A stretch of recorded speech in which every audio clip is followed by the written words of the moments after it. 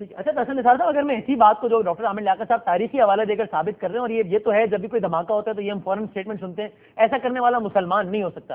اگر عامر لیاقت صاحب جو بات کہہ رہے ہیں اگر آپ اس سے ایگری کرتے ہیں تو پھر اگر میں یہ کہوں، اس لیے کہ وہ آج کل کی بات نہیں کر رہے، وہ تو 1400 سال پہلے واقعہ کربلا تک بھی لے جا رہے ہیں، اور اس سے پہلے عبد الرحمن ابن ملجم، تو پھر مسلمانوں کی حیثیت سے اس کا مطلب ہماری جو تاریخ ہے وہ پھر مطلب کوئی زیادہ قابل فخر نہیں ہے. اس کا مطلب ہم آپس میں ہی لڑتے رہے اتنے سالوں سے. یہ بات صحیح ہے پھر حسن نثار صاحب؟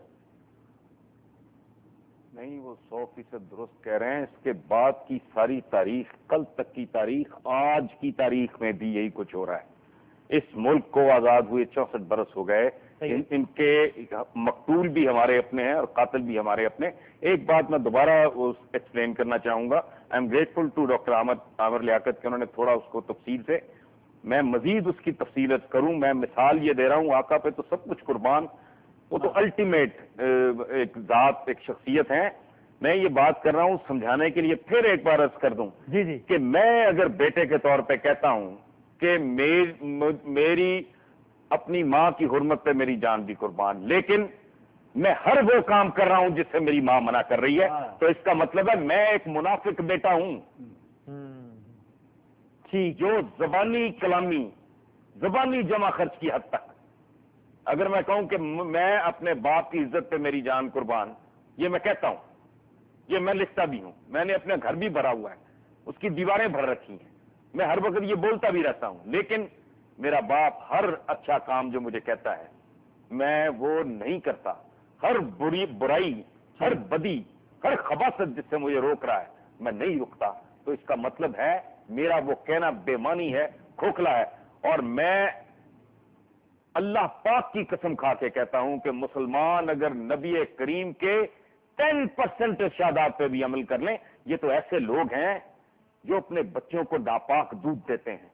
انہوں نے قدم قدم پہ کھانا سکھایا، اٹھنا سکھایا، بیٹھنا سکھایا، ملنا سکھایا، رخصت ہونا سکھایا، سفر کرنا سکھایا، مہمان بننا سکھایا. مطلب کیا نہیں سکھایا؟ ملاوٹ ہی چھوڑ دو. تو پھر یہ مسئلہ جو ہے حسن نثار کسی ایک خاص طبقے میں ہے یا ہر انڈیویجول میں؟ میں آپ کو نہیں، میں کہتا ہوں یہ 1.5 ارب مسلمان جو ہے اس کو سزا مل رہی ہے. میں اب دیکھیں بات سنیں، یہ ڈپلومسی کی اپنی دنیا میں نام نہیں لیتا، کبھی اپنے مسلمان ملکوں کے سربراہان کی گاڑیوں کے تعداد ذرا غور کریں. پچھلے دنوں وہ فوٹوگرافس بھی چھپی ہیں، ڈائمنڈ فٹڈ گاڑیاں. ان کا لائف سٹائل دیکھیں، یہ کدھر پیسہ خرچ کرتے ہیں اس پہ ذرا غور کریں.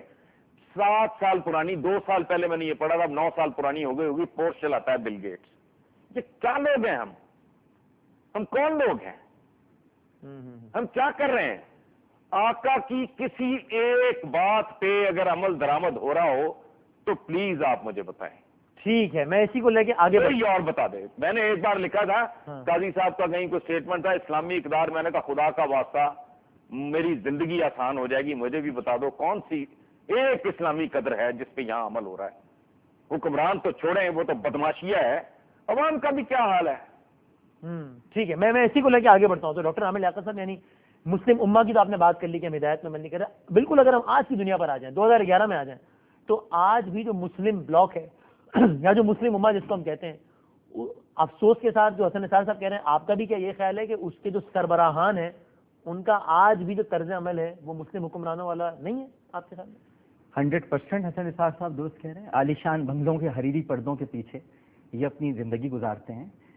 مغنیوں کی قطاریں ان کے سامنے کھڑی ہوئی ہیں، غلام صف بستہ موجود ہیں، اور یہ اپنے آپ کو ایک مسلم حکمراں کہتے ہیں. ان کی جو گاڑیوں کی قطاریں بتا رہے ہیں، یہ تو چلیں مسلم حکمرانوں کی بتا رہے ہیں حسن نثار صاحب، یہ تو بڑا کرم فرمایا کہ انہوں نے اس طرف نشاندہی کر دی، ورنہ پارلیمنٹ کے جو اراکین ہیں ان کی گاڑیوں کی قطاریں بھی آپ دیکھ لیجئے کتنی ہوتی ہیں. ان کا موبائل پکڑنے والا کوئی اور ہوتا ہے، ان کے کاغذات سنبھالنے والا کوئی اور ہوتا ہے. تو یہ کیا نمائندے ہیں؟ نمائندے تو فاروق اعظم تھے، نمائندے تو ابو بکر صدیق تھے، نمائندے تو عثمان غنی تھے، علی تھے. علی کو ڈھونڈ رہے ہیں کہ علی خلیفہ کہاں ہے، تو پتہ چلا ایک شخص جو جوتا اپنا صحیح کر رہا ہے وہ خلیفہ ہے، وہ جو سوکھی روٹی کھا رہا ہے وہ خلیفہ ہے. تو لوگ تو علی کو تلاش کرتے ہوئے روم کے لوگ آئے تھے. تو یہ درست فرما رہے ہیں، جو ہمارے اندر جو ایک تکبر آ گیا ہے، ایک تمکنت ہے ہمارے اندر ایک تم تراق آ گیا ہے، اور ہم اس وقت تک اپنے آپ کو درست نہیں سمجھ سکتے جب تک کہ ہمارا پروٹوکول بہت بڑا نہ ہو. تو آپ نے تو وہ تو صحیح کہہ رہے ہیں نا کہ آپ نے کوئی ایک بات تو بتا دیجئے کہ آپ کے اندر آقا صلی اللہ علیہ وسلم کی کون سی بات آپ نے مانی ہے؟ کون سی بات مانی؟ ایک بات بتا دیں. میں بھی یہ کہتا ہوں ایک بات بتا دیں. کہتے ہیں یہ جی کہ آپ نے ہماری طاقت سازشیں کرنے کا کوئی سازش نہیں ہوتی جناب, کوئی امریکہ نے جال بچھا دیا, کوئی سازش نہیں ہوتی, کچھ نہیں ہوتا وسیم بادامی صاحب, کوئی سازش نہیں ہوتی. انسان اندر سے خراب ہوتا ہے. آپ رسول کو تو مانتے ہیں لیکن رسول کی نہیں مانتے. تو رسول کو ماننا ایک الگ بات ہے اور رسول کی ماننا ایک الگ بات ہے. تو کوئی آپ کے اندر استعماری قوتیں نہیں ہیں, کوئی آپ کے خلاف سازش نہیں ہو رہی. آپ نے اپنی حالت خود خراب کی ہے اور خدا اس وقت تک کسی قوم کی حالت نہیں بدلتا جب تک کہ وہ خود اپنی حالت نہ بدلے. اور پھر یہ بھی سمجھا دیں کہ یہ کیا مسئلہ ہے, چونکہ محرم کے حوالے سے بات کر رہے ہیں, واقعہ کربلا, علماء سے ہم نے سنا کہ جناب اسلام کو بچایا حضرت حسین نے یہ واقعہ کربلا کے نتیجے میں. تو آج جو ملک اسلام کے نام پر بنا ہے, اس ملک میں اسلام کے نام پر معذرت کے ساتھ جتنی قتل و غارت گری ہوئی ہے وہ تو شاید کہیں اور نہ ہوئی ہو. تو یہ اب کیا مسئلہ ہے؟ دیکھیے یہ تو اتنا ایک دردناک پہلو ہے کہ ہم نے دین کا نام استعمال کر کر دین ہی کو رسوا کرنے کی کوشش کی ہے. ہم نے وہ کچھ کیا ہے جو آج پوری دنیا, آپ یہ دیکھیں نا کہ ہم ٹیری جونز کو کیا کہیں گے جو ہم قرآن کی بے حرمتی کی بات کرتے ہیں. ہم تو روز بے حرمتی کرتے ہیں صاحب. ہم تو قرآن کی آیات کو تسلیم نہ کر کے اس پر عمل کر کے اس کی بے حرمتی کر رہے ہیں. ہم تو صرف ہل ہل کے اس کو پڑھ رہے ہیں.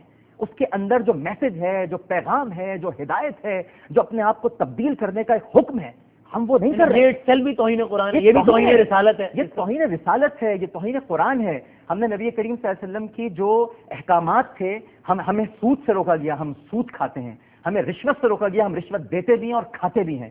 ہمیں ایک دوسرے کے دکھ درد میں آگے بڑھ کر ساتھ دینے کے لیے کہا گیا, ہم اتنی ہی عیب جوئی کرتے ہیں, اتنی ہی غیبت کرتے ہیں. ہمارا بس چلے تو ہم کسی بھی انسان کو ذلیل کرنے میں کوئی کسر نہ چھوڑیں. ہم کہاں پر کھڑے ہوئے ہیں وسیم بادامی صاحب؟ ہم نے تو اپنے آپ کو بہت دور کر لیا. پھر اس کے بعد ہم یہ دعویٰ کرتے ہیں کہ ہم مسلمان ہیں. کم از کم آج کے دن جو اتنا بڑا دن ہے, ہم اپنی اس غلطی کو تسلیم تو کریں. ہم یہ تو کہیں کہ ہم آج نانا کے سامنے بھی شرمندہ ہیں اور نواسے کے سامنے بھی شرمندہ ہیں. ہم شرمندہ ہیں کہ ان کی قربانیوں کو ہم نے رائگاں کیا. ہم شرمندہ ہیں کہ جس مقصد کے لیے امام علی مقام نے اپنی جان کربلا کے تپتے ہوئے میدان میں دی تھی, ان کے اہل خانہ نے, ان کے گھر والوں نے, جس طرح بی بی زینب کی چادر اتاری گئی تھی, جس طرح سکینہ کے چہرے پر تماچے مارے گئے تھے, جو امام زین العابدین نے بیمار ہو کر یزید کے دربار میں خطبہ دیا تھا, جس دین کو بچایا تھا, ہم نے اس دین کو تباہ کرنے میں اور اس کو رسوا کرنے میں ہم نے کوئی کسر نہیں چھوڑی ہے. حسن نثار صاحب, یعنی یہ مجھے لگ رہا ہے آپ کی بات کو سیکنڈ کر رہے ہیں. تو اگر آپ یہ کہہ رہے ہیں, جو ڈاکٹر عامر لیاقت صاحب بھی کہہ رہے ہیں کہ بھائی سازش نہیں ہو رہی, ہم نے خود نے سارا کام کیا ہے, تو جو ناقدین ہیں یا جو آپ کے پوائنٹ آف ویو سے اختلاف کرتے ہیں وہ بھی یہ کہتے ہیں معذرت کے ساتھ, یعنی وہ بھی ضرور کہتے ہیں کہ بھائی آپ امریکہ کو ایک جو ہے نا سیف ایگزٹ دے رہے ہیں. تو آپ کیا یہ کہنا چاہ رہے ہیں کہ امریکہ بڑا خیر خواہ ہے مسلمانوں کا, وہ کوئی سازش نہیں کرتا؟ یہ باتیں کہہ کر ناقدین کے خیال میں آپ ان کو سیف ایگزٹ دے رہے ہیں. نہیں بادامی صاحب کیا بات کر رہے ہیں آپ یہ ان لوگوں کی کیا اوقات ہے یہ اس کو سیف ایگزٹ دیں گے؟ جس کی بھیک پہ پل رہے ہیں یہ, جن کے اوزاروں, جن کے F-16, جن کی گندم کراچی کی سڑکوں پہ, عامر تو اس وقت بہت چھوٹے ہوں گے جب اونٹوں کی قطاریں پھرتی تھیں, اوپر ویٹ کی بوریاں ہوتی تھیں, امریکن ویٹ کی خیرات کی, اور گلے میں پلے کارڈ اس کے ہوتے تھے اونٹوں کے, thank you America. Safe exit دے دیں گے. کون کس کو کیا دے دے گا؟ یہ کس کی اوقات ہے؟ یہ تو ہوائی باتیں ہیں. 1.5 ارب بندہ ہے, مٹھی بھر لوگ تھے, دنیا الٹ پلٹ کے رکھتی ہے, اور کوئی سازش وازش نہیں ہے. سازش اچھا بات سنیں, پھر اگر آپ کے رائیولز ہیں بھائی, آپ کے تو سگے بھائی ایک دوسرے کے سر کاٹتے رہے ہیں. امہ کا جو لفظ استعمال ہوتا ہے اس کا, یہ تو اہم ایک رومانٹک سا لفظ ہے جس کا تو وجود ہی کوئی نہیں. یہ مجھے ایک بات بتائیں, سازش تو ذہین آدمی کا کام ہے. دیکھیں بات سنیں, آپ اگر ذہین آدمی ہیں اور میرے دوست ہیں, میں کہوں گا بہت ہی is very smart, he is very intelligent. ٹھیک, جو آپ کو ناپسند کرتا ہے وہ کہے گا یہ مکار ہے. مکاری اور ذہانت میں تو بڑی تھن لائن ہے. سو وہ سازش ہے. آپ مٹی کے مدعو ہیں, آپ کے کھوپڑیوں میں مغز کی بجائے گوبر بھرا ہے, آپ بھی کریں سازش. لیکن اور یہ جو آپ نے بات کی اس کو بھی کلیئر کر دیں حسن نثار ڈبیا جتنا نہیں. ہاں کیا میں تو یہاں پر یہ بحث کر رہا ہوں کہ مسلم امہ جو ہے وہ اس وقت اپنا کردار صحیح ادا کر رہی ہے یا نہیں کر رہی. آپ تو مسلم امہ کی ایگزسٹنس کو ہی چیلنج کر رہے ہیں. آپ کہہ ہے ہی کوئی نہیں, مسلم امہ کا تو وجود ہی نہیں ہے. اس کو سمجھائیں بھائی. 8 سال جنگ میں نے ایران عراق کی جنگ میں نے کرائی. 6 لاکھ 8 لاکھ بندہ, 6 لاکھ 1 کا 8 لاکھ 1 کا مارا گیا, میں نے مارا. وہ چڑھ دوڑا کویت پہ, اس کو روند کے رکھ دیا اس نے, میں نے کیا. شام کے اندر کیا ہوا؟ یہ آپس میں لڑتے مرتے صدیاں بیت گئی ہیں, کوئی نئی بات نہیں, کل کی باتیں ہیں. آپس میں کس طرح متصادم ہو جاتے ہیں, کس طرح ٹکرا جاتے ہیں, کس طرح ایک دوسرے کا ستیہ ناش کرتے ہیں, یہ صدیوں کی تاریخ ہے.